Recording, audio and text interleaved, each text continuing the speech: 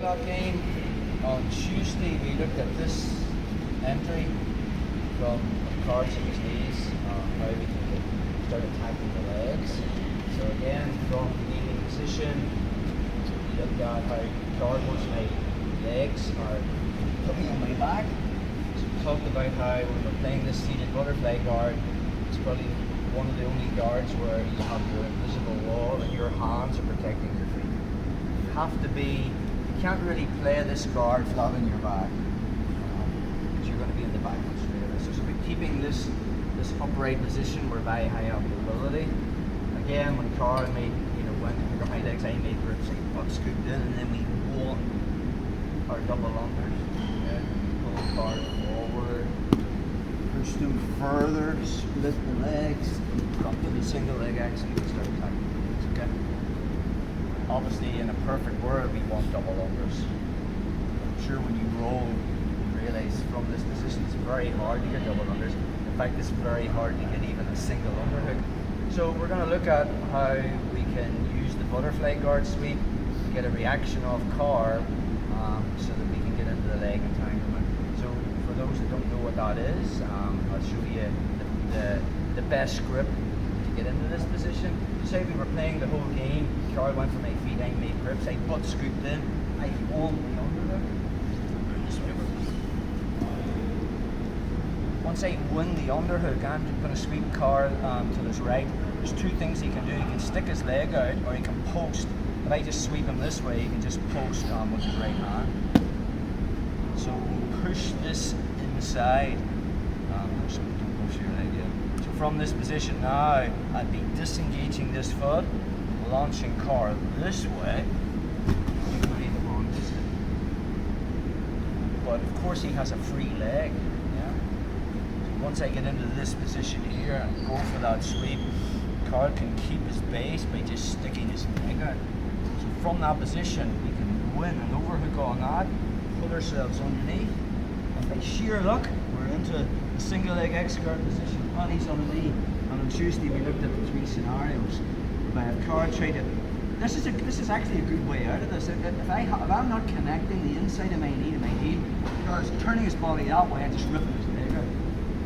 So, from our position, the minute he turns, I cup the knee, and then from there I start rolling, forcing him to roll.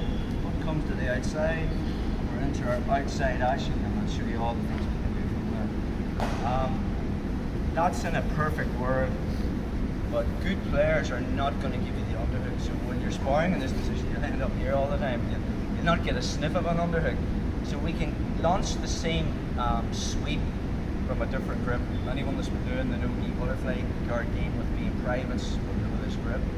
So again, and it's an easy grip to get from here. Carl wants to pick up my feet. Here he wants to push in my shoulders, and I'm filling this space. A lot of the time, I'm going to be trying to get 2-on-1s on him and creating space and getting an open elbow and looking to launch into triangles and stuff. So a lot of the time, he's going to be T-Rexing his hands. He does not want his elbows away from his body. Because if they are away from his body, I'm winning underhooks around the Tuesday nights. So a grip I can make is just double triceps here, just at the back of the triceps. If I'm quite far out and I make the grip, now I'm butt scooping in. And now we can launch the butterfly guard sweep. Obviously it's not ideal, because if he doesn't post and I come up on top, Carl might be able to win the underhook on me, and then we're into a whole battle, which is why the underhook is the perfect grip, because when you come up on top you have the underhook. But Carl salvaged that, so the drill is when I put scoop in and I go to launch the butterfly guard sweep, he's going to stick that leg out. Now again, I don't want to underhook it, because now he can just lift his leg over it. That's my guard, thanks bro. So we want to put a whizzer on it, an overhook. So once I get into this position here, there, I'm going to launch him, he puts that leg out, the leg comes over, and then he butt scoop into single leg X, making the connection, heel to toe. Maybe he turns away and he feels he's not going to get it, he turns back into me and he just put him straight down. Again, we're looking for that secondary leg. We covered this in week 1. Making clamps, Carl's trying to get up from this position, it's difficult, yeah? But he removes that, and then he just move into single leg X on this, and start the trend from this. that. Cards on his knees. So even though I haven't won the underhook, he's trying to pick up my feet. We end up here. I'm going to make this grip. I'm quite far out. I'll butt scoop in.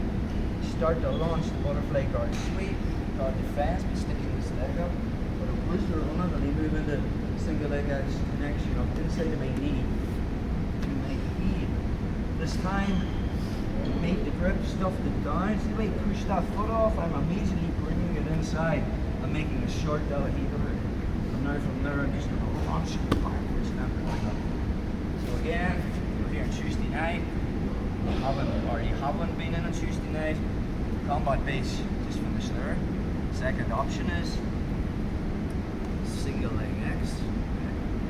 Third option is cross step, stick down the leg, bring the sock. Then feet and stuff. Just one more option. Cards on his knees. So sometimes with the whole slip factor, you're wrestling someone in a short sleeve rashi and there's no grip.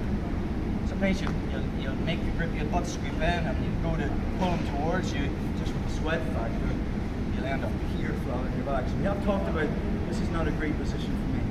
So I don't want to be giving Carl an advantageous position to start passing. So the minute we're here, I'm going to launch him and I end up there. I'm immediately building a base from my elbow to my hand. And I'm going to push in his shoulder to get a reaction off Carl where he's going to post on that hand. And you just want to stay there. When he drives back into me, this hand finds the single necktie. Push the elbow on, I'm just going to hit the butterfly guard sweep again. But if he's savvy, he'll stick that leg in. And when he does, whizzer, single leg X, put him down, find the secondary leg, good to go again, yeah? Just a little bit separate. But it's the same thing. So again, he's trying to pick my feet up, I put scoop in, he's T-Rexing, I make grips. Let's just say I went for the sweep, I end up there. Yeah. I don't want to stay here, I build the base, push on the shoulder, make him react by posting on his hand. The minute he comes back in, second best grip besides the underhook is this blast. Yeah, so just push on the ear, push the elbow inside. When I go to launch him, he's going to stick his leg out. If the leg, I'll just back on this side. So we got the third.